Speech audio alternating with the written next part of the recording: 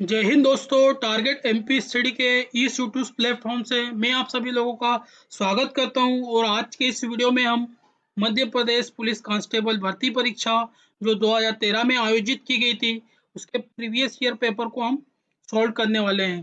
Previous year में जो सामान्य ज्ञान के क्वेश्चन पूछे गए थे वे सारे क्वेश्चंस को आज वीडियो में हम कवर करेंगे और जिस भी क्वेश्चन से अगर कोई इंपॉर्टेंट फैक्ट बनता है तो उन फैक्ट को भी मैं आपको समझाने का प्रयास करूंगा। तो चलिए एक एक करके सारे क्वेश्चंस को आज हम इस वीडियो में कवर करते हैं।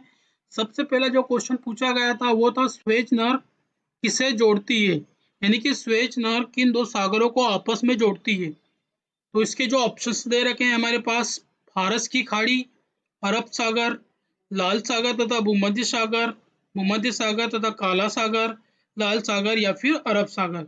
दोस्तों इसका जो करेक्ट ऑप्शन रहेगा ऑप्शन नंबर बी यानी कि लाल सागर और भूमध्य सागर को यह स्वेज नहर आपस में जोड़ती है। चलिए स्वेज नहर से जितने भी इंपॉर्टेंट फैक्ट होते हैं वो यहाँ कवर करने का प्रयास करते हैं। दोस्तों मैं सबसे पहले आपको ये ऑप्शन को बहुत ट्रिक के माध्यम से समझाने का प्रयास करता हूँ। दोस्तों मैंने स्वेज नहर के लिए एक ट्रिक बनाना था लेकिन वो ट्रिक बनाना मैं क्या भूल गया। दोस्तों इसी के अंदर इस क्वेश्चन का आंसर छुपा हुआ है, यानी कि स्वेज नहर की जो ट्रिक बनाने वाला था वो ट्रिक बनाना मैं क्या भूल गया। तो ये जो भूल गया इसी से हम इसका आंसर याद करने का प्रयास करेंगे। जैसे कि भू से हमें भूमध्य सागर मिलता है और ल से हमें क्या याद रखना है, लाल सागर। यानी कि जो स्वेज नहर है वो क्या काम करती है, भूमध्य सागर और लाल सागर को आपस में जोड़ती है। दोस्तों इस प्रकार से अगर हम किसी क्वेश्चन को याद करते हैं तो वो हमें लंबे समय तक याद रहता है। ठीक है दोस्तों, ये याद कर लेना आपने, यानी कि स्वेज नहर की जो ट्रिक थी ना वो मैं बताना भूल गया और भूल गया से ही हम क्या निकालेंगे, वो से भूमध्य सागर और ल से लाल सागर निकालेंगे। आगे हम और इन सेक्ट को कवर करते हैं। तो दोस्तों ये स्वेज नहर कहाँ पर है, तो दोस्तों ये स्वेज नहर मिस्र में है।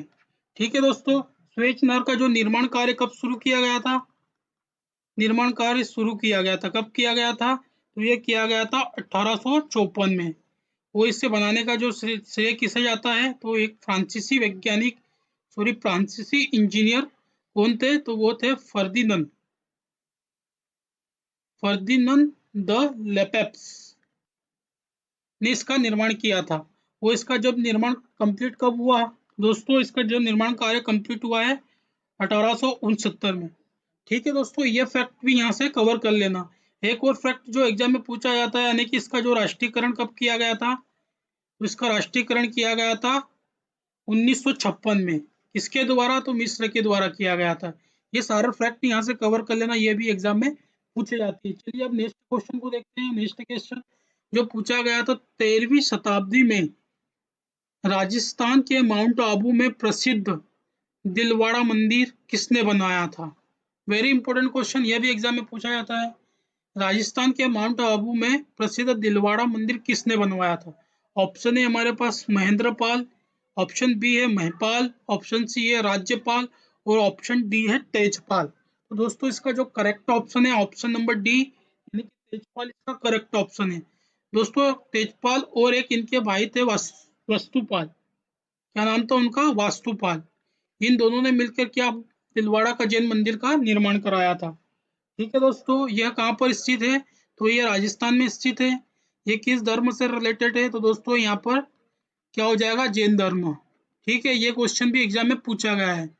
चलिए, और ये कहाँ पर स्थित है, राजस्थान की सिरोही जिले में यह स्थित है। ठीक है दोस्तों, आगे वाले क्वेश्चन को हम देखते हैं। और अगला क्वेश्चन जो पूछा गया था दोस्तों, ये साइंस से रिलेटेड क्वेश्चन है। क्या है क्वेश्चन, तो काली मौत किसे कहते हैं, यानी काली मौत किस रोग के कारण होती है। तो दोस्तों यहाँ पे जो ऑप्शन है हमारा, कैंसर, प्लेग, एड्स या फिर गनोरिया।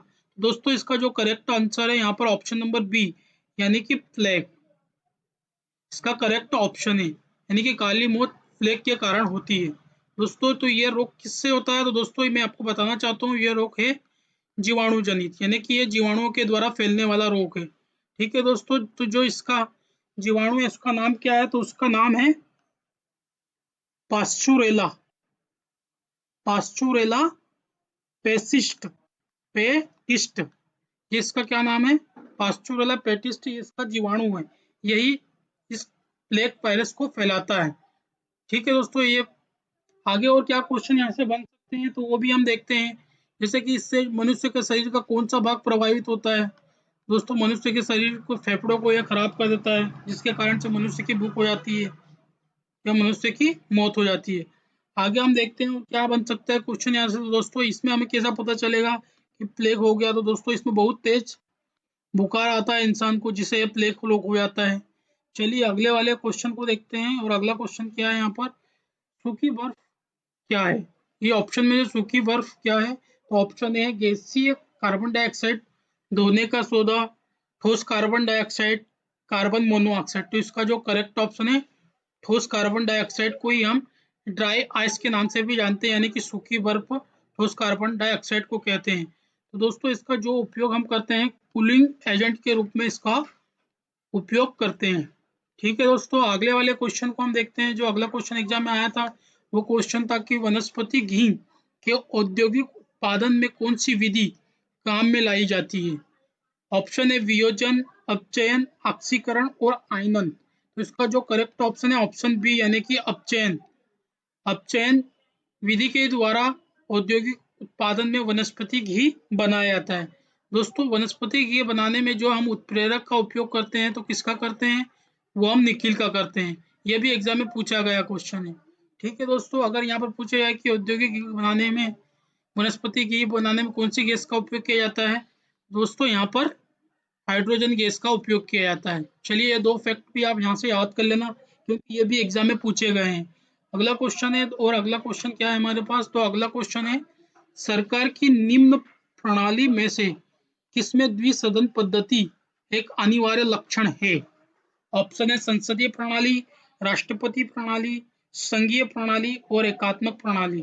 दोस्तों द्विसदन से यहाँ पर तात्पर्य है यानी कि ऐसे सदन जिसमें उच्च सदन और निम्न सदन दोनों होता है, यानी कि लोकसभा और राज्यसभा दोनों होती है, उसी को हम द्विसदन पद्धति कहते हैं। तो लोकसभा और राज्यसभा किस में होता है वो यहाँ देखते हैं आप ऑप्शन में।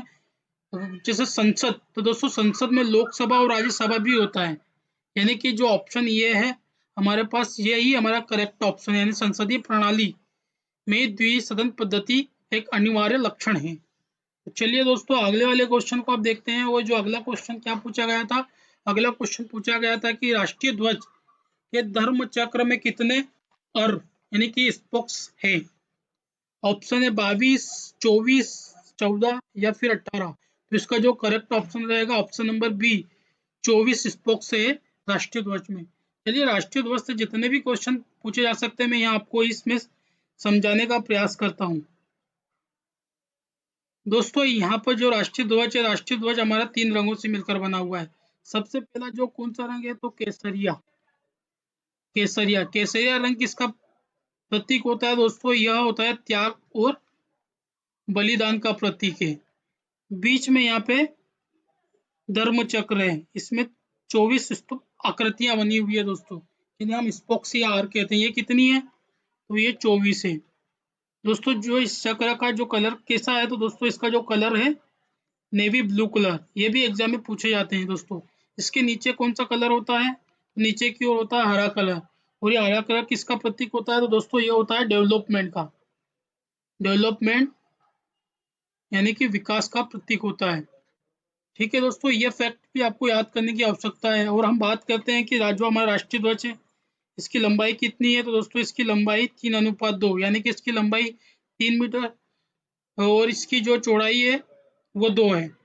ठीक है दोस्तों, आगे और क्वेश्चन क्या बन सकता है यहाँ से, तो एक क्वेश्चन बहुत इंपॉर्टेंट क्वेश्चन जो कई बार पूछा गया है, वो क्वेश्चन क्या है, तो दोस्तों राष्ट्रीय ध्वज को कब अपनाया गया था।